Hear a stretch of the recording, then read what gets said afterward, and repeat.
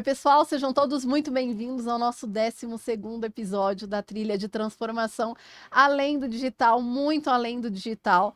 Vocês vêm acompanhando nos episódios anteriores, a gente trouxe diversos temas que reforçam muito essa tese, diversos especialistas em várias áreas de atuação, e a gente traz muitas dores que são praticamente universais, né? Independente do segmento que a gente atua, a gente sabe que uma das maiores dificuldades, se não for a maior dificuldade na implementação de projetos de transformação digital, é a transformação cultural, é o envolvimento de pessoas, é trazer o time para perto para que a gente consiga atingir os melhores resultados. E hoje eu trouxe realmente um fenômeno para compartilhar com a gente toda a sua vivência. Ele é uma referência para mim, para vários outros profissionais, é alguém que eu admiro muito, que eu aprendo todas as vezes que eu converso. Adriano Fernandes, muito obrigada Eu pela que sua agradeço, presença. eu que agradeço o seu convite, Ju. Tomara que o pessoal não entenda a ideia do fenômeno, né? Que não faça nenhum tipo de comparação, Gente, mas parece ou não parece? Parece o Ronaldo Fenômeno. dizem que sim. Quando eu era magro, parecia ele quando ele era magro. Ele engordou, eu decidi engordar também. Vamos ver se a conta chega igual, né? Esse é o nosso objetivo de vida, né? Vamos que vamos. Ótimo, muito obrigada mais uma vez por ter vindo, por compartilhar. Como eu falei, você é uma referência para mim, é uma referência para muita gente. Quem trabalha com você é um privilégio muito grande de tudo que a gente aprende, da quantidade de conhecimento que você traz embarcado para tudo que você faz. Então, para o nosso público, para quem nos assiste, tenho certeza que também vai ser uma agregação de valor enorme. E aí hoje a gente vai muito além de eficiência operacional, né? Hoje a gente vai muito além de tudo isso. A gente vai entrar na parte da transformação cultural. E aí eu queria que você trouxesse, por gentileza, o quanto você vê essa transformação fundamental para o sucesso dos nossos projetos de transformação digital, porque a gente sabe que vai muito além de tecnologia. Legal, legal. Essa pergunta é muito boa e pertinente por conta que, geralmente nas instituições, e a gente se falou muito disso, né? O pessoal fala, Lean, excelência operacional, e foca-se muito na parte técnica. Ninguém fala da parte social. E a gente costuma dizer que Lean é 70% social e 30% técnico, mas o técnico é o que salta os olhos. Quando a gente fala de transformação digital, digitalização, nós estamos falando de ferramentas que são meios para apoiar as pessoas a desempenharem suas atividades de uma maneira mais eficiente, mais rápida, mais ergonômica e assim sucessivamente. Mas quem que opera essas ferramentas e melhora essas ferramentas e fazem com que essas ferramentas, caso aconteça algum problema, volte ao seu funcionamento, são as pessoas. E o que a gente tem visto, por onde a gente passa, é que esse pilar pessoas, ele é um pouco negligenciado enquanto se fala de cultura. Então, falando de cultura no contexto de melhoria contínua, cultura voltada à melhoria contínua, a gente vê ainda um gap na atenção a isso e até de repente no entendimento do que é uma cultura voltada à melhoria contínua. Um exemplo que quando eu faço ministro alguns treinamentos, eu pergunto para as pessoas o que é Lean. E cada pessoa começa a falar desse contexto de Lean, o que é Lean para ela. Primeiro, cada pessoa, isso um amigo, mentor, chama Guilherme Carvalho, ele falou isso uma vez para mim, eu não esqueço que o Lean, as pessoas têm uma caixa na cabeça e colocam nessa caixa o que é Lean para elas, né? Então, cada pessoa fala sobre Lean, o que ela pensa de uma maneira diferente. E é muito raro nessas perguntas as pessoas falarem algo voltado a pessoas, né? O que é Lean relacionar a pessoas, relacionar com algo trazido que as pessoas fazem a diferença. Geralmente elas estão falando sobre Lean, sobre melhoria de fluxos, sobre ferramentas de gestão visual e metodologias e afim, algo mais técnico. E muito poucas pessoas falam que é Lean. E aí eu tento trazer essa ideia. Isso é uma fala minha que Lean, se for trazer de uma maneira simplista, é conseguir com a instituição como um todo, ou seja, do porteiro ao presidente, executem melhorias, elas sejam desafiadas a fazer melhoria, gostem de maneira voluntária, façam as melhorias e sejam capacitadas. Que aí a somatória de maneira incremental, como consequência, trazem os resultados. Então isso é ser Lean. E para isso acontecer, não precisa muitas vezes ter um Kanban, ter todas essas ferramentas que a gente vê. E pensa que para ser uma empresa voltada à melhoria contínua, precisa atuar com essas ferramentas. Não, às vezes sem nenhuma ferramenta dessa, mas a atitude das pessoas e o ambiente respirar esse tipo de rotina, de fato, é que é uma cultura Lean. E olha que incrível, porque fazendo um paralelo para a transformação digital, o que salta aos olhos das empresas é a tecnologia. São soluções tecnológicas, é o IA, é o blockchain, é o machine learning, seja qual for a solução tecnológica, é isso que seduz. Porque é mais tangibilizado, talvez. Ainda fica muito intrínseco quando a gente traz a parte de pessoas em projetos de transformação além do digital, que a gente fala de maturidade digital e como desenvolver as pessoas. E aí saiu uma pesquisa recentemente, e até vou procurar a fonte depois, deixo aqui nos comentários, que só 30% da população brasileira tem o nível de maturidade digital suficiente para lidar com a disrupção tecnológica atual. Então, e esse gap de 70%, quanto nós estamos olhando para as pessoas, e aí tanto na parte de Sim. filosofia de gestão, quanto na parte de entendimento e absorção dessa solução tecnológica que a gente tem implementado dentro das empresas. Então, olhando apenas para a transformação digital em si, quando a gente traz essas tecnologias, as pessoas ainda se perdem, mas o olhar ainda está voltado para digitalização e não para pessoas. E aí acho que esse episódio ele vem muito a calhar nessa parte da importância da transformação cultural. E aí, se a gente traz essas pessoas para o centro da transformação digital, como que você enxerga a filosofia ali, então, de gestão, para trazer as pessoas mais para perto? Qual estratégia você entende que seja a mais adequada para promover essa cultura de inovação, trazer as pessoas para o game? Como você entende que seria a melhor forma de fazer essa implementação? Legal. Um dado bacana também é que, assim, a estratégia, quando fala de estratégia, não é desenhar a estratégia. Desenhar a estratégia as empresas desenham bem, mas o desdobramento da estratégia, fazer com que essa estratégia seja executada em termos de atingir aqueles resultados e os meios para chegar nos resultados que foram pensados na concepção da estratégia, menos de 10% das instituições conseguem fazer isso. E aí, generalizando mesmo os segmentos.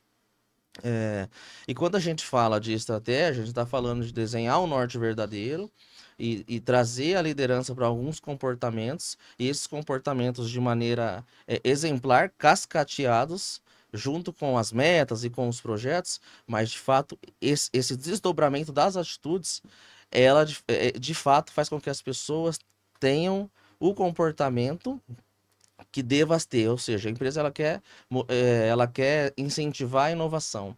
Então, como que as pessoas da ponta, do front, enxergam o comportamento de inovação, como elas são desafiadas, elas podem testar, errar, e como que é quando elas testam e erram, quando elas testam e erram, quando elas levam uma ideia, quando elas têm algum problema no projeto, porque inovar não é somente tecnologia, né? Inovar é você fazer uma melhoria no seu jeito de trabalhar, tanto naquele processo que nós já temos uma estabilidade, já atingimos o resultado, mas conseguimos ir além, estamos inovando. Ou naquele processo que não tem uma certa estabilidade e ele começa a se desviar e não atingir algum resultado desejado, e a gente cria uma maneira de resolver aqueles problemas, e essa maneira criada também é um fator de inovação. Mas geralmente as pessoas não são capacitadas, as pessoas do front, elas não participam de projetos de melhorias, não são incentivadas, cobram dessas pessoas da operação que elas de fato façam aquilo que é a operação. Muitas vezes processos muito manuais, aquilo que é a entrega de hoje, elas não são desafiadas a ter esse comportamento. E essa estratégia, se ela não for desdobrada dessa maneira, de modo que faça com que as pessoas mudem o comportamento através da atitude exemplar de cima para baixo, de fato elas não vão conseguir ir para o game, que nem você falou. Elas não vão sentir psicologicamente seguras para fazer isso, porque elas entendem que a ação, falando de ação-reação, quando elas fazem algo, elas não têm o retorno que elas esperavam referente a falar de uma ideia, de cometer um erro que possa trazer um custo, e aí elas são julgadas, elas são penalizadas, ou me traga mais solução, não traga problemas, e elas começam a ficar acuadas. Então, geralmente a gente encontra isso nas empresas. Então, o comportamento da liderança não incentiva o comportamento de inovação, de criação dentro da instituição. E aí a gente vê muito as pessoas amedrontadas, e aí que como a gente espera uma cultura de inovação, se a falha experimental ela é punida, muitas vezes numa avaliação de performance, e aí impacta diretamente no bolso da pessoa. Então, como a gente espera que a pessoa se posicione como inserida dentro de uma cultura de inovação se ela é penalizada se ela falhar? Aí as pessoas vão continuar naturalmente na zona de conforto. Você trouxe uma informação interessante, que são em torno de 10% das empresas, elas conseguem fazer o cascateamento adequado nos níveis estratégico, tático e operacional.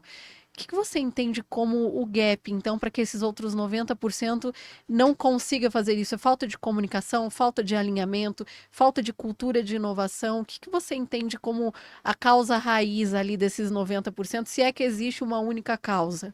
Imagino que são várias causas, mas seguindo uma linha de desdobramento, nós percebemos que a comunicação e a coparticipação. Então, geralmente as empresas elas têm feito isso de cima para baixo, ou seja, as pessoas elas não participam. Então existe uma meta, essa meta desce e os meios para chegar a essa meta às vezes nem são discutidos. Ou seja, atinge essa meta, então vamos gerenciar só o seu resultado, os setores que se viram.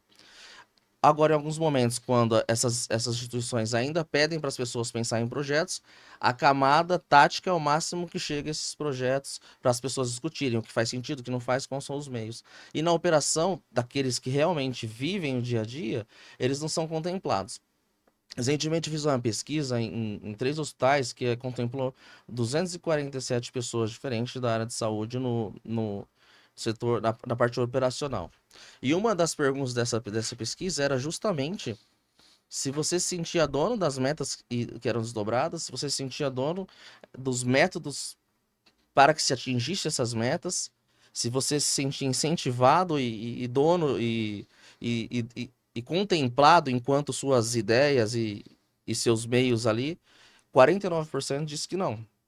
Então foram 247 pessoas falando disso, né? Então a instituição tem um mapa estratégico bonito na parede, mas na prática as pessoas nem conseguem interpretar o que está lá, porque não é traduzido.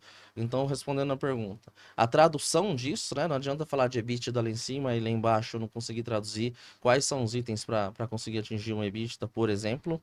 Então, a tradução é a comunicação e a oportunidade e até dizer assim, a humildade de conseguir ouvir de um subordinado que não é tangível aquela meta por causa de A, B e C. Então, que ele tem a oportunidade de pesquisar o processo dele, com dados e fatos, ele traz. Não é possível. Agora, se me fornecer esses recursos, aí sim nós conseguimos atingir. E que seja catada essa visão dele. Isso a gente chama de catballing, que é passar a bola. Então a bola vai indo, vai negociando de cima para baixo, ajustando essas metas e meios. Então, acredito que um dos fatores que essas empresas não conseguem atingir é no modelo de desdobramento e não sei se eu posso usar a palavra humildade ali, de entender que as pessoas. Acho que não tirar a hierarquia do desdobramento de estratégia. Não tem hierarquia. Por mais que vem de cima para baixo, vem desdobrando, mas não existe uma hierarquia de ordem, né? E sim uma cocriação.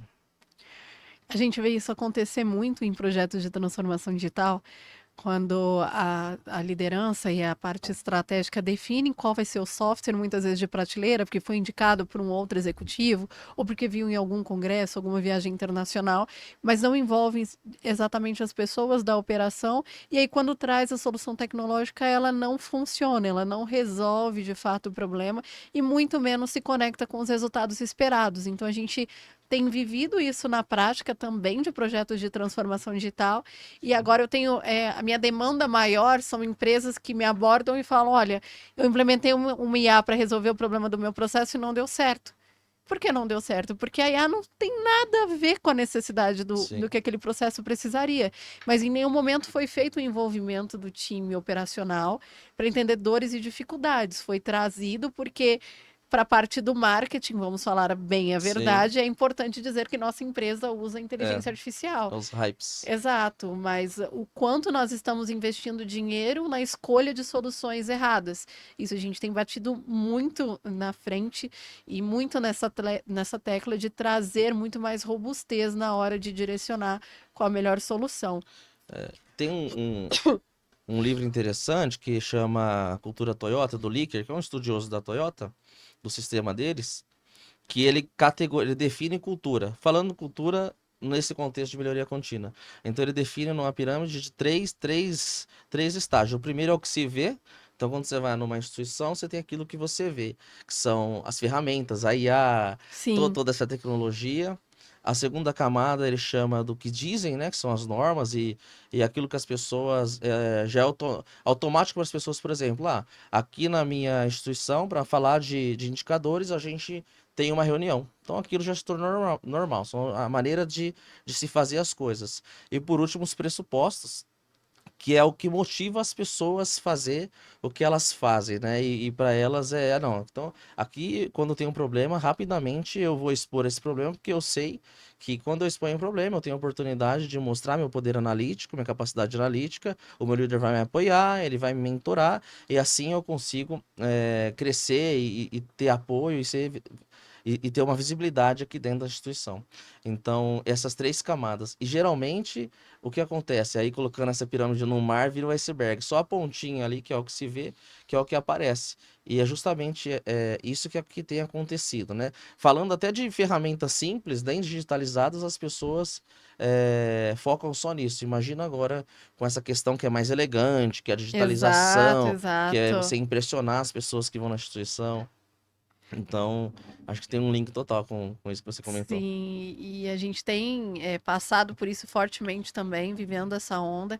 E aí, agora indo para a parte de liderança, né? A gente trouxe muito a questão do envolvimento das pessoas, de ter uma cultura mais voltada para a inovação, de não punir a falha experimental, de ter o cascateamento adequado de todo o desdobramento estratégico com essa tradução. E eu concordo muito com você, a gente não pode esperar que o nível operacional tenha o mesmo entendimento do que quem fez a definição estratégica. Muitas vezes, até quem sabe o que é EBITDA não consegue interpretar porque não participou da Sim. discussão até chegar naquele modelo que foi construído. Como você enxerga o papel da liderança na construção desse novo modelo, dessa transformação cultural? E como que a gente mantém isso para que seja de forma sustentável e que, se tivermos um turnover, se a gente tiver uma mudança do time, a gente mantenha como uma cultura e não que seja algo muito intrínseco para as pessoas? Legal, legal. Essa questão da liderança eu considero, acho que um dos pilares mais importantes para conseguir mudar a cultura. Vamos falar aqueles três níveis da empresa, não ficar só no que se vê. A liderança, ela precisa ter autonomia para também ter uma visão de longo prazo. Então, por exemplo, quando ela tem uma visão de longo prazo cascateada desde cima para baixo, ele não vai se importar com 30, 40 minutos que um operador de produção ou um enfermeiro, qualquer seja o segmento, parou ali para ficar analisando um processo ou parou para tentar resolver um problema. Porque a visão de curto prazo faz isso ser monetizado. Se isso é monetizado, aumentou o custo.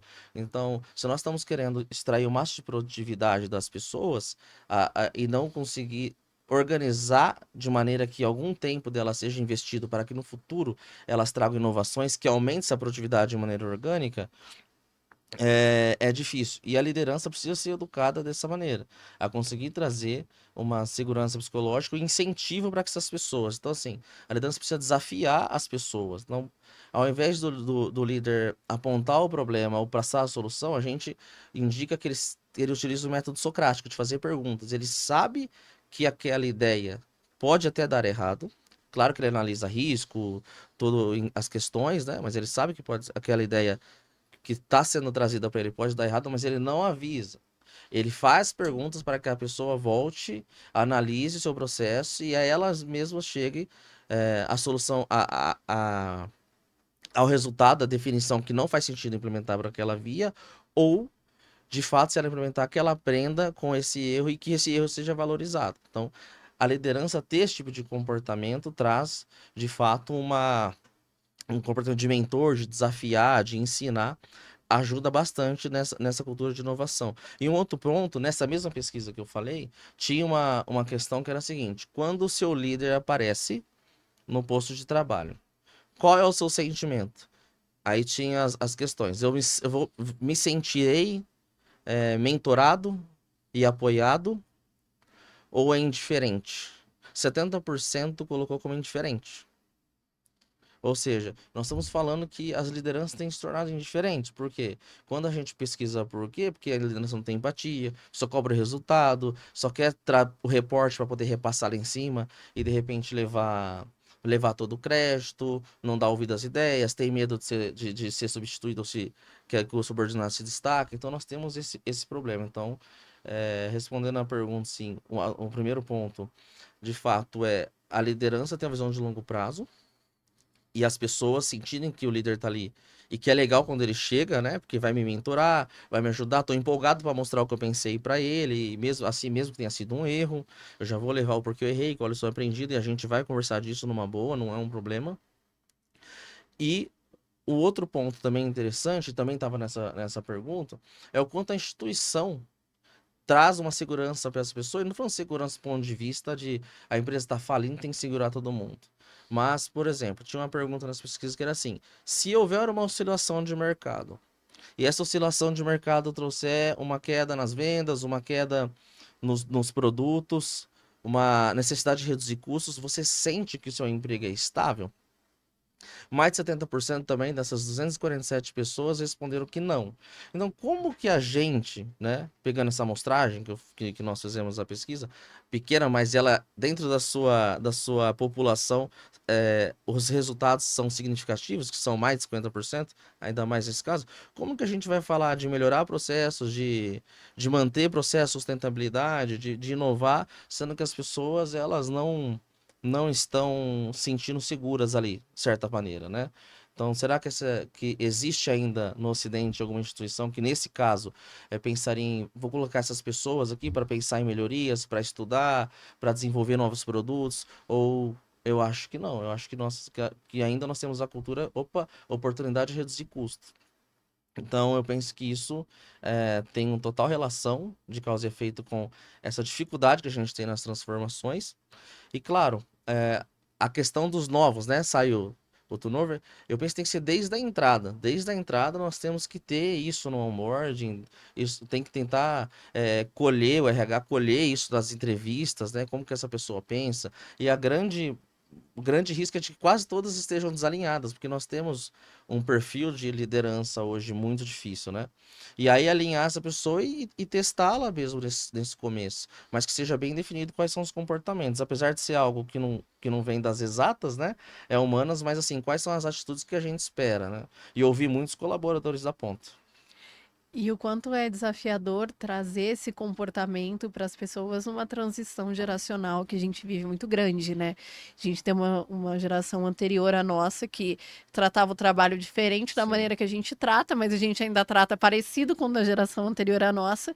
E quando a gente vai para uma próxima geração, e aí não generalizando, mas uma tendência de valorização muito mais à qualidade do tempo, a não se apegar muito a posições e cargos e buscarem organizações cada vez mais horizontalizadas e que consigam equilibrar muito mais vida pessoal com vida profissional, acho que equilibrar esse comportamento esperado trazendo um pouco de cada geração, para mim é um desafio muito grande que a gente tem vivido.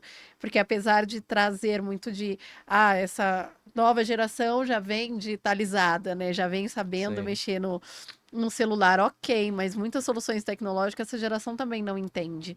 E aí, como juntar todas essas pontas, acho que é um desafio imenso quando a gente fala de transformação cultural, porque as pessoas que estão pensando na cultura da empresa estão quase que completamente desconectada ao que é propósito para a geração que vai assumir as novas posições. Sim. Então ali a gente tem um conflito muito grande e eu acho que entra muito a parte de filosofias e métodos que a gente consiga fazer isso de forma efetiva.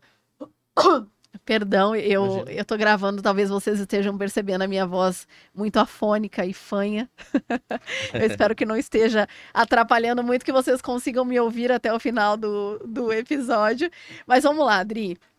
A gente Vamos. trouxe muito a parte do envolvimento de pessoas, liderança, trazer filosofias ali como plano de fundo, como o link você bem comentou. E aí, olhando para a eficiência operacional especificamente, o que você entende de importante para que a gente inicie um projeto de transformação digital? Como trazer a eficiência operacional como pauta, como um pilar muito estratégico e fundamental para ser explorado antes de trazer soluções tecnológicas? Sim. Falando soluções, agora eu que solucei agora. Soluções tecnológicas, considerando eficiência operacional, tudo que você consegue digitalizar, vamos falar no sentido de automação, por exemplo, você vai automatizar e digitalizar o que você quer. Então, se o processo não é eficiente e ele recebe a demanda de ser digitalizado, mesmo não sendo eficiente, ele vai ser automatizado e digitalizado de maneira ineficiente, né? Então ele vai ficar só mais elegante, mas ainda assim eficiente, talvez com menos pessoas, mas ainda assim ineficiente. Então eu penso que nesse contexto trazer para a pauta, e eu não acredito que isso tenha acontecido nas instituições, é trazer as pessoas que fazem um trabalho para ouvir como deveria ser e onde deveria acontecer essas automações. Eu tive experiências em instituições, aí falando de manufatura agora, que, por exemplo, o estágio de serra, e aí a operadora, ela dominava, trabalhava 15 anos naquele estágio de serra, uma instituição que fazia óculos, fabricação de óculos, e precisava reduzir o setup entre fiz um óculos da marca A, tem que ir o óculos do modelo B, por exemplo. Esse setup ele era alto e atrapalhava a produtividade. A engenharia de processo da instituição, ela sem comunicar, ela começava a colocar, como fala, folha para o pessoal preencher tempo, formulários de vários tipos, sem falar o propósito e o porquê. E aí depois eles vinham com soluções tecnológicas, sensores, botões para apertar, automatização em si, gastando uma nota, né? Uma nota com isso, e o operador sempre falava para mim. É que eu era líder dessa produção na época, e o operador falava: Isso tudo que eles estão fazendo não vai dar certo. Não é aí que tá o problema. O problema é aqui, na hora de passar esse óleo, esse e aquilo. Ou seja, nessa instituição não ouviram as pessoas que realmente trabalham. Lógico que a engenharia tem toda a capacidade para melhorar um processo, mas eu acho que isso vai até 50%. Eu penso que até 50%.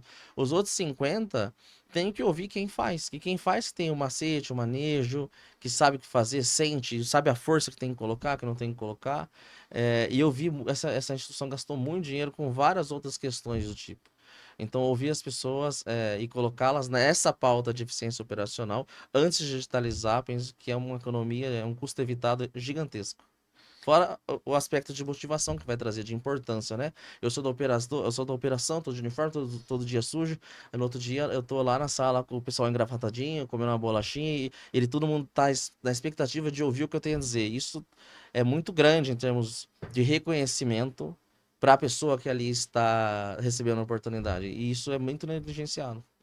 É muito negligenciado e muito subestimado o quanto gera de impacto nos nossos projetos quando a gente traz as pessoas para perto. Ainda acredita-se que trazer só uma visão estratégica e sair operacionaliza a qualquer custo vai gerar o engajamento e sustentabilidade do que Sim. nós estamos fazendo. E eu tenho acompanhado isso de perto, acho que todos os convidados, acho que é unânime, todos que trazem aqui a importância de trazer as pessoas para o centro no final do dia, de pessoas para pessoas. São pessoas Sim. internamente para atender uma demanda de pessoas que são os nossos clientes. Não tem para onde fugir, não tem para onde correr. A tecnologia vai continuar sendo meio. Não tem Sempre. como ser diferente disso. Algumas posições, óbvio, muito operacionais serão substituídas? Serão. Mas o quanto nós, como organização, estamos olhando para planos de requalificação desses profissionais para Sim. reacomodá-los em novas posições. E isso também muitas vezes é negligenciado muito pela cultura que a gente tem ocidental. De qualquer oportunidade, vamos reduzir custo e vamos eliminar pessoas. E eu também não acredito que esse seja o modelo ideal, ainda que estejamos vivendo uma onda de disrupção tecnológica em que a gente tenha que trazer tecnologia e IA até para os sucrilhos, né? Eu vi Sim. recentemente um post que estava assim, gente, para de trazer, achar que IA vai resolver tudo. É. Esses dias tinha IA no meus sucrilhos. Eu falei, cara, é verdade, a gente fica querendo colocar toda a expectativa de resolver os problemas organizacionais que até hoje a gente não conseguiu resolver e a tecnologia vai dar Sim. conta. E na prática a gente sabe que não funciona assim. Sim, e tem um exemplo que tem mais de 100 anos falando de como a tecnologia é um meio e as pessoas que de fato fazem isso. Falar da Toyota, sabe que eu gosto um pouquinho só da Toyota? Lá atrás, quando o Sakichi Toyoda ele inventou o tear, e ele inventou aquele tear automático com parada obrigatória, que ele deu o nome do conceito de Jidoka, que é autonomação, que é automação com toque humano. Naquela época ele conseguiu uma tecnologia que tirasse a necessidade de um operador para o tear para um operador para mais de 30 teares. Só que ainda assim precisa do operador. Só que agora aquele operador vai usar a cabeça para desvendar os problemas que aquele tear super tecnológico tinha. Então, quando aquele TR, qual que era a tecnologia? Ele produzia em alta escala, automático, e qualquer anormalidade ele parava. Então, a tecnologia, a inteligência dele tinha a limitação de, opa, parei, não vou mais produzir defeito. Mas para entender por que parou, como restabelecer, quais são os maiores motivos que fazem parar, o que que a gente pode fazer para não parar mais por esse motivo que fez parar agora, é o ser humano. Então, isso vem desde lá de trás. Então, ninguém, acho que muito poucas indústrias, acho que salvo algumas automotivas, entenderam de fato que esse negócio todo mundo fala que é linha, e depois vem outros nomes, tem um monte de nome, mas que de fato é utilizar o máximo do potencial humano e desafiá-los e trazer a segurança psicológica, a segurança, a confiança que eles podem contar com a empresa também, a ponto de todos quererem fazer de maneira até voluntária melhorias, e essas melhorias, utilizando a cabeça, né, de maneira incremental, trazem os resultados. E não vamos gastar com um monte de tecnologia buscando o resultado e as pessoas estão ali como um apoio às tecnologias. Eu acho que isso que o pessoal não entendeu e fica tentando fazer e chamam de Lean, mas de fato Lean é isso. Então você vai numa visita, indico muito que ainda não foi, visite a Toyota que é aberto. É, você vai ver que o pessoal respira a melhoria, você não vai ver tecnologias, talvez como vem algumas outras montadoras, você vai encontrar papel na parede, você vai encontrar os cartãozinhos, mas o resultado ele continua sendo, em termos de percentual de lucratividade, de qualidade, de reconhecimento, um dos melhores aí de ponta do setor automobilístico. E por quê? Por causa dessa cultura deles. Então lá é normal. Então imagino que se uma pessoa sai da Toyota e ela chega numa empresa e ela fala assim: vocês fazem Kaizen aqui? Não. Você nunca fez? Não, é sério? Você nunca fez um Kaizen? Acho que vai ter essa indignação, né? Nossa, eu cometi aqui um erro aqui, percebi que tem um problema aqui na máquina, que aí eu perdi 4 peças aqui, mas resolvi o problema. Aí toma bronca. Nossa, mas é assim que vocês tratam? Eu achei que isso aqui era um tesouro. Acho que as pessoas que vêm de, auto, de instituições que tratam dessa maneira o ser humano, elas vão estranhar e muito como que acontece nas outras instituições, né? Então acho que esse também é um gancho bacana em cima disso que você falou de tecnologia. Sim, com certeza, com certeza. E de fato, gente, não é muito comum. Nunca cheguei numa empresa hoje e me perguntaram, até hoje, em vários clientes que já passei, se a gente fazia Kaizen ou que queria fazer a implementação de um Kaizen. A gente não vê ainda, muito comum, tá todo mundo muito direcionado para soluções tecnológicas. Eu queria que você compartilhasse, Dri, por favor, experiências suas em projetos que deu certo, que não deu tão certo assim, sem compartilhar nome de Sim, instituição, sim. claro, para a gente preservar, não é esse o objetivo. A ideia não é expor empresas, mas projetos especificamente, assim, exemplos e que você fala, não, esse projeto deu super certo, porque nós seguimos esse caminho, e esse projeto não deu tão certo assim, porque a gente desviou a rota, porque a gente teve uma resistência, porque a gente não teve o patrocínio. Diversos fatores faz com Sim. que o projeto, nem posso dizer que não teve sucesso, porque eu acho que as lições aprendidas, ela já vem com uma roupagem, já traz uma roupagem diferente para as novas tentativas, mas que talvez não tenha atingido o resultado esperado. Sim, legal. Eu atuei numa instituição do ramo metalúrgico ferroviário, né, produção de vagões. Essa instituição contratou especialistas de renome para estar implantando o tal do Lean. Então, esses especialistas chegaram e eu fazia parte desse time, fui convocado a fazer parte desse time para implantar o tal do Lean na época, e nós começamos a inserir mas de um mês para o outro mudamos a linha de produção, pintamos, fizemos o tal de 5S, tiramos aquele monte de peça e colocamos os kanbans, kits, tudo que tá lá na ponta da pirâmide, que se vê. Só que sem muito desdobramento, sem muito porquê daquilo, sem envolver muitas pessoas. Então era nosso time de engenharia colocando a mão na massa e transformando aquele local. Os resultados tiveram um pico enorme, né, nos primeiros meses, porque aquilo funcionou, mas muitos aspectos daquela mudança eram ruins em termos de operacionalização para as pessoas que atuavam de fato naquela linha de produção e elas não participaram disso. Então, aonde eles colocavam um carrinho para tirar a peça daquele carrinho que ficava fincada, era difícil para tirar de lá. Passou algumas atividades ficaram anti-ergonômicas. A maneira de fazer uma peça e transportar para o outro estágio também não era mais tão legal. Nós tiramos as empilhadeiras, né? E colocamos um rebocadorzinho e a pessoa que era da empilhadeira, ela não se sentiu feliz com o seu rebocador, porque ela tinha que descer, tirar e colocar os carrinhos manualmente em cada posto de trabalho, então era um trabalho muito mais pesado do que um empilhadeirista fazia. Essa série de aspectos que não foram contemplados, que essas pessoas não foram contempladas, fizeram com que, ainda que com muitos resultados, esse projeto caiu. Então, aos poucos, começaram a se voltar os materiais na linha, os working process entre os materiais. O empilhadeirista começou a levar material com a empilhadeira. As pessoas começaram a fazer tudo o que elas faziam antes. E o comportamento do presidente na época dessa empresa foi demitir algumas pessoas, né, ainda a liderança, e demitir inclusive quase toda a nossa equipe, né? A nossa equipe acabou, então ele tratou o fracasso de uma maneira muito errada, né? E essa instituição nunca mais passou a tentar fazer esse tipo de transformação. Então isso foi claramente um erro, né? Pautado em ferramentas e não contemplar as pessoas que ali estão e a visão de curto prazo do nível de presidência para baixo. E uma que deu certo foi uma que eu toquei esse projeto, eu falo que é um dos cases da minha vida, que foi uma cozinha industrial. Essa cozinha industrial, ela serve refeição para B2B, ela serve refeição para outras empresas. Por coincidência, o dono dessa cozinha, ele trabalhou no Japão, fornecendo para a Toyota durante uns anos.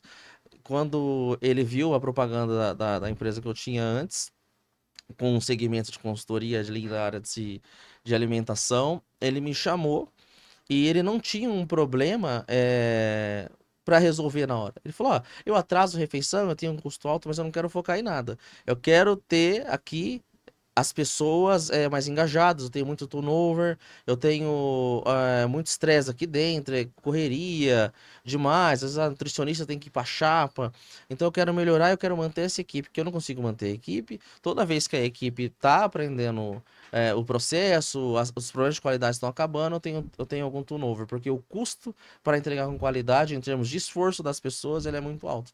E aí eu achei fantástico, porque o nosso foco não estava pautado em resultado de curto prazo. Então nós começamos Primeiro ele fez o discurso, explicou o que ele queria, ele falou do Japão, ele falou que queria as pessoas tentando melhorar, que ele sabia que o dia a dia das pessoas era muito ruim, que o que precisasse de investimento ele ia ajudar, e que eu ia de liderar essa transformação. E as pessoas ficaram bem animadas com isso e elas começaram a abrir a boca. Ah, eu tenho, por exemplo, tenho que lavar as panelas, eu tenho que andar com essas panelas sujas até ali. E aí, mas qual que é a ideia? Vamos colocar rodinha na estante. Aí colocamos rodinha na estante, as pessoas começaram a andar com a estante com rodinha e uma série de melhorias começaram a acontecer. De modo que o turnover dessa empresa, ele reduziu drasticamente da instituição. E recentemente eu falei com um proprietário e ele falou que coloca até no bid dele, né? Então, qual é o seu diferencial? Ele coloca: eu tenho uma equipe que não tem rotatividade há X anos, eu tenho uma equipe que as pessoas todas sabem fazer Kaizen, e eu tenho um sistema de auditoria lá dentro que você, cliente ou potencial cliente, pode entrar na minha cozinha, pegar um cartão qualquer, que ele é atrelado aos procedimentos de segurança, qualidade, segurança alimentar, boas práticas de fabricação, que eles chamam de Kamishibai, e você pode auditar. Então, alguns clientes potencial eles vão lá, pegam o cartão, tá pedindo para eu olhar aqui a maneira que a pessoa tá utilizando, fazendo corte julienne da cenoura, por exemplo. Aí ele vai lá, tem alguém cortando cenoura? Tem, então corta aí. Aí ele vê no cartãozinho como faz, e a pessoa fazendo, que legal, tá adequado ao processo. Ou se não tiver, tá tudo bem. Aí cria um plano de ação na hora com o cliente ali. Então isso tem encantado os clientes. Essa é uma instituição bem legal. E uma outra que é muito bacana, que eu acho que vale a pena até falar, que eu acho que é uma influência grande, que é o IOV, Hospital de Oncologia, Instituto de Oncologia do Vale em São José dos Campos, do Dr. Fred. Ele tem até um livro que chama Em Busca do Cuidado Perfeito.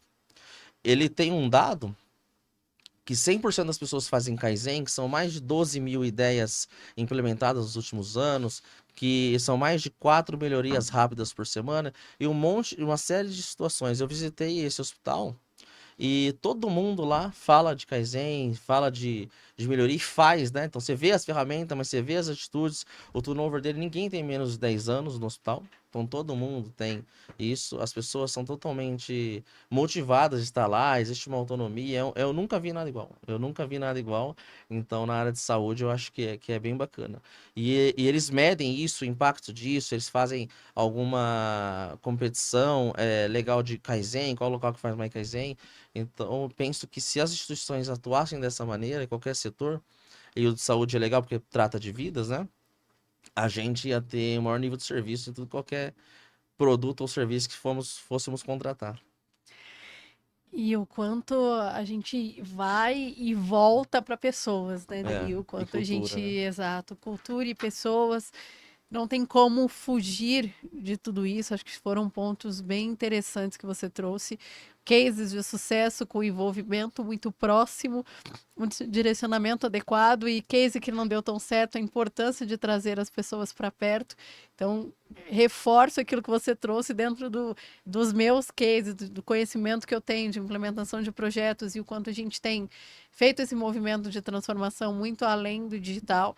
E eu trago uma frase muito forte que é: a pressa é inimiga da transformação, porque a gente aí não transforma nada, a gente só Legal digitaliza essa frase. a qualquer É, custo. vou roubar essa frase. E o quanto é difícil convencer a alta gestão, e aí alta gestão que estão nos assistindo aqui e que sabe também dos desafios e metas que tem com os projetos, e vem uma cobrança muito alta também, mas como convencer, né, de que a gente não consegue transformar da noite para o dia e que, infelizmente, a gente não vai conseguir resultados sustentáveis da noite para o dia Sim, também. Então, é difícil porque tem uma pressão muito grande por resultado imediato e, ao mesmo tempo, não se conecta com uma transformação que vai ser sustentável, trazendo as pessoas para perto. Então, acho que a gente vive nessa guerra de braço ali o tempo todo. E aí, para mim, e um tema que eu tenho trazido também, quando a gente fala de transformação digital, um gap que a gente tem enfrentado muito no mercado é em relação a dados. sim. Gestão efetiva de dados e gestão proativa de dados, uma análise preditiva das informações. Hoje ainda a maior parte das empresas tem uma análise muito mais atrasada, onde tem o fechamento do mês e vai discutir o problema quando ele já foi resolvido via apagar incêndio e está sempre ali naquele ciclo e ninguém vai para uma causa raiz, ninguém olha de forma muito mais para resolver problemas de forma efetiva do que só sair, Só apagar fogo. exato, só apagando incêndio realmente. E falta isso, né? Quando a gente olha e vai implementar os nossos projetos, mesmo que seja olhando para pessoas, olhando para a eficiência operacional, faltam métricas bem definidas, faltam indicadores de performance, falta acompanhamento de fato da operação para saber onde estão os nossos gaps e onde a automação vai resolver o nosso problema. Quando a gente traz para a cultura, e transformação cultural é muito mais intangível, talvez, fazer essas métricas e indicadores. Que você poderia compartilhar com a gente de sugestão de indicadores e métricas, como nós conseguiríamos acompanhar a evolução de uma transformação cultural? Legal, legal. Antes eu vou só comentar sobre essa cultura de dados, data-driven que você comentou. Pegando algo lá de trás também, o Deming, que é um dos gurus da qualidade, ele fala do sistema de conhecimento profundo, que tem alguns pilares, e um desses pilares fala sobre conhecimento de variação. Então lá de trás já está falando o que é conhecer causas de variação comum, variação especial, e nós, hoje, muitos anos depois disso, ainda as instituições estão só focando em apagar fogo. Tanto que um consultor também estudioso, o Art Smiley, que também é aí o estudioso da Toyota, ele escreveu um livro que chama Quatro Tipos de Problemas. Então ele fala do problema tipo um, que é o problema que ele chama de contenção, que é o famoso apagar fogo. Então aconteceu um problema, nós temos que proteger o nosso cliente, ou seja, se for um paciente mais ainda, né? Se for na área de saúde, que não pode, esse problema não pode resvalar, esse problema não pode impactar, ou seja, apagar fogo, fita, vou falar, gambiarra mesmo ali, esse é o tipo um. Pode acontecer uma vez, não acontecer mais, Sim. a gente tem que monitorar. E tem um problema tipo 2 que fala desvio do padrão. Não estou falando desvio padrão, desvio do padrão. Então, por exemplo, nós esperamos que os nossos, falando de paciente, que é um foco que nós estamos tendo muito, né, ultimamente, o paciente ele deve ser atendido em 2 horas, até 2 horas pelo médico. Então, esse paciente, durante 3 meses consecutivos, os pacientes têm sido atendidos em 3 horas e meia. Então, existe um desvio do padrão. Entenda o padrão como a maneira que deveria acontecer. Então, a maneira que deveria acontecer está diferente do que está acontecendo, e esse gap. E esse gap, ele deve ser, aí entra estruturação, né? Então, ele deve ser analisado, causa raiz, porque acontece. Então, nós estamos falando de performance ainda. Estamos falando de problema causado de maneira reativa. Um apaga e fogo, a reincidência desse a gente, opa, tá reincidindo, vamos buscar a causa raiz. Isso o Arthur Smiley chama de problema de gap criado. Então são de maneira reativa. Aí por outro lado, tem o problema tipo 3 e o tipo 4, que aí vai entrar a parte de inovação. O tipo 3, ele chama de situação-alvo. Pera aí, agora eu já estou muito bem estabelecido, mais de 90% das vezes meu processo atinge o padrão, ou seja, pouco problema tipo 1, pouco problema tipo 2. Então eu quero elevar o patamar. Aquele paciente que é atendido até 2 horas, eu quero atender ele até 1 hora. Então eu criei um gap. Então agora atendendo 2 horas, que era a meta antes, era o padrão de antes, não é mais verde, é vermelho. Porque agora eu quero atender os pacientes em 1 hora. Então, eu criei um gap. Eu já estou pensando de maneira proativa. E aí, isso vai fazendo você girar, analisar dados e girar e ir na busca de conseguir atingir esses novos patamares. E por último, o problema de tipo 4, inovação em si, que aí é novos produtos, novas tecnologias, eu atender uma região maior, por exemplo, com novos serviços. Ou seja, nessa definição de problema, resolução de problemas, baseada em dados também, olha o caminho que tem para chegar a falar de novos serviços e tecnologia, né? Você tem uma maturidade muito grande para vencer antes, que eu enxergo que as instituições, elas estão no reativo todas, e do reativo tendendo mais para só atuar com tipo 1. Muito poucas empresas Sim. gerenciam e tem uma rotina de gestão que vai para o tipo 2. E agora falando dessa questão das métricas de cultura, que é algo difícil, gerenciar, né, como tem a cultura, a gente pode até pegar essa pirâmide do Likert, o que se vê, o que se ouve, né, o que dizem e o que pensam, e conseguir fazer uma espécie de checklist. Lógico que dá certo, mas algo que eu tenho costumado a implementar, e que aí esbarra muito com a visão de curto prazo, e eu falo a estratégia que nós estamos fazendo, é ter, primeiro, quantidade de melhorias, nem vou falar Kaizen para não ficar atrelando ao mesmo método. Quantidade de ideias e melhorias implementadas por pessoas. Então, quando a gente chega na instituição, a gente não consegue nem medir o estado atual, porque não existe quase essa Sim, métrica. exato. Isso não é importante, isso não está dentro do radar. Claro, falando de algumas indústrias automotivas e que eu já trabalhei, exemplo, uma Magnete Marelli da vida, você já, na sua integração, você já fala, você tem uma meta aqui, que uma vez por mês tem que trazer uma melhoria. E você vai ser incentivado, vão te liberar tempo para isso, e ok. Saindo desse mundo, né? É muito difícil acontecer. Então, essa é uma, implementadas. Quantidade de ideias levantadas de maneira voluntária por pessoas. Ou seja, quando a gente fala de implementadas, pode vir das ideias que as pessoas de maneira voluntária trouxeram e as que faziam sentido para aquele contexto e passaram pelos crivos foram implementadas. E também o outro eixo são ideias, são melhorias implementadas, oriundas de um planejamento estratégico. Ou seja, aqui nesse setor nós temos que reduzir o tempo de medicação. Então as pessoas, elas têm um direcionamento para reduzir o tempo de medicação. Então isso também faz vir com ideias. Mas a gente gosta muito de olhar as ideias vindas de maneira voluntária. Então, quando nós estamos atuando na instituição, começamos a ver um percentual de pessoas fazendo Kaizen entre tanto vindo de um direcionamento, que é de medicação, por exemplo, a gente já fica bem feliz, já está acontecendo. E outra que a gente começa a falar, opa, estamos mudando a cultura, é quando começa a aparecer os alertas ou as ideias de melhoria.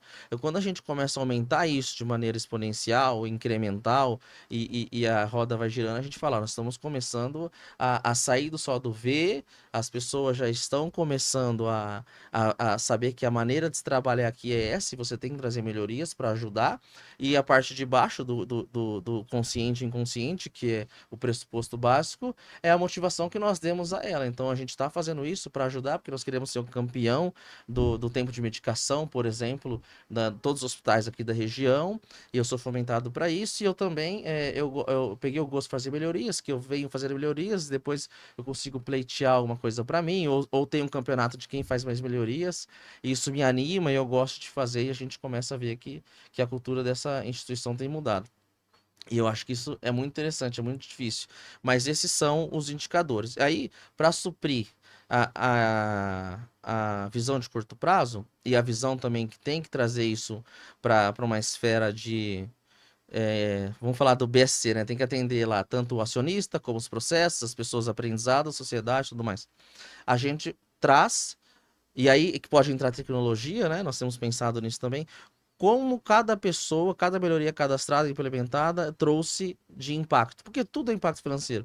Se a pessoa ela deixou de andar 10 metros vezes a hora, vezes o ano, a gente consegue trazer a hora dela e a gente tem impacto financeiro. E aí o acionista ou a direção começa a ver, opa, eu não estou tendo resultado de curto prazo, mas de maneira incremental eu tenho pessoas por bimestre economizando aí X reais. Exemplo, em 2008, se eu não me engano, a Subaru teve 108 ideias de melhoria, e essas 108 ideias de melhorias foram implementadas, teve mais ideias, mas 108 foram implementadas, e houve uma redução de $5.000 por pessoa no ano.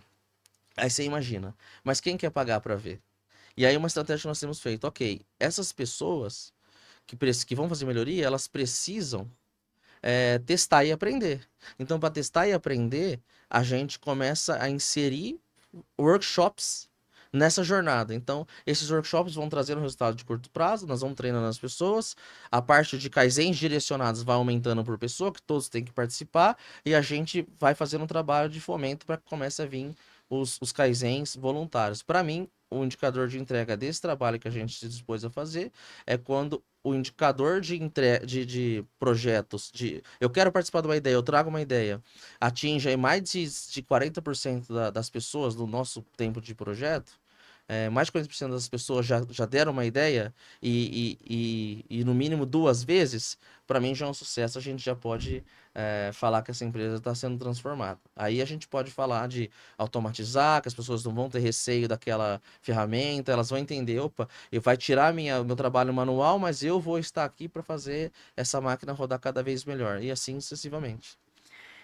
Que incrível, que bom saber que dá para metrificar, que bom saber que dá para trazer essa visibilidade e que a gente consegue atender todos os públicos que estão interessados, né? Porque muitas vezes a gente, e a tendência que eu vejo de receio das empresas, dos tomadores de decisão, é trazer uma forma, uma abordagem, entre aspas, abraça a árvore, que eles não vão conseguir ver resultado financeiro. Então, eu acho perfeito quando você traz atendendo todos os pilares ali, que a gente consiga gerar resultado e que ele tenha de fato o ROI, né? Porque no final do dia Sim. todo mundo espera o ROI e a gente espera o ROI de tudo que a gente faz. Acho que foi uma aula aqui, um MBA. Antes de começar esse episódio, a gente conversou um pouquinho sobre como tem sido a experiência de gravar podcasts. Para mim, os convidados que eu tenho trazido e o quanto de agregação de valor que tanto eu quanto as pessoas que nos assistem, vocês que estão em casa e estão nos vendo, é gigantesco. Então, acho que hoje só reforça o quanto é importante trazer pessoas que dominam assuntos cada vez mais diversos e que a gente consiga alavancar transformação muito além do digital, que a gente permaneça com as pessoas no centro, mas que a gente olhe para todos os outros pilares que ali compõem para fazer algo sustentável e algo que a gente garanta que vale alavancar a empresa e levar para os resultados que ela espera. E muito Legal, obrigada. legal, legal. Foi incrível. O cara é um fenômeno. Ainda queria só falar uma última coisa antes de agradecer. O aprendizado é mútuo aqui gigante contigo. Fico muito feliz em ver isso tudo acontecendo com você e a sua empresa, o seu negócio. Mas para as pessoas que assistem, antes de pensar em automatizar processos, de comprar mais equipamentos, ir para a parte tecnológica, lembra das dimensões da qualidade, que aí vai estar falando de segurança, E aí, segurança dos colaboradores, segurança do quem compra o produto ou o serviço, de custo, então, como que está o custo para dentro, claro, e como que é o preço lá para fora, para quem fala, de qualidade, então, qualidade intrínseca, né, acertada a primeira vez, de entregar no prazo, no momento certo, na hora certa, e de moral. E a moral, dentro dessas dimensões da qualidade, né, que é segurança, qualidade, custo, entrega e moral, a moral é a moral da instituição para com os colaboradores. Porque eu faço essa pergunta, quais indicadores você tem de segurança? Quais você tem de entrega? Quais indicadores vocês têm de qualidade? E assim sucessivamente. Quando eu começo a falar, e de moral? Como que vocês avaliam? Vai ter uma pesquisa de clima ou outra, mas ainda não é o suficiente. Então foque na moral, que a moral não está numa. Essa. Não existe um diagrama de causa e efeito para essas dimensões da qualidade total, né? Que mostra que para dar certo tudo precisa ter a moral bem estabelecida, como se a moral fosse a base, mas eu entendo que sim.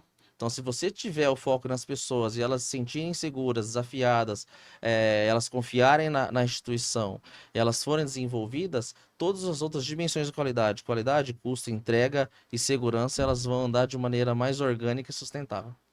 Perfeito, Agradeço demais a perfeito. oportunidade. Muito obrigada, foi Obrigado, hein? incrível. Eu vou assistir umas 3 vezes. Eu sempre assisto depois. Esse eu vou assistir Legal. umas 3 vezes e anotar. Também quero ver lá. E tem um monte de coisa que eu queria já ir escrevendo aqui, que é sempre uma Dá pra ficar a aula. tarde inteira aqui se deixar. Sim, com certeza. Muito obrigada, Obrigado, Adri, agradeço. pela sua presença. Até mais. Sucesso, viu? Obrigada para nós.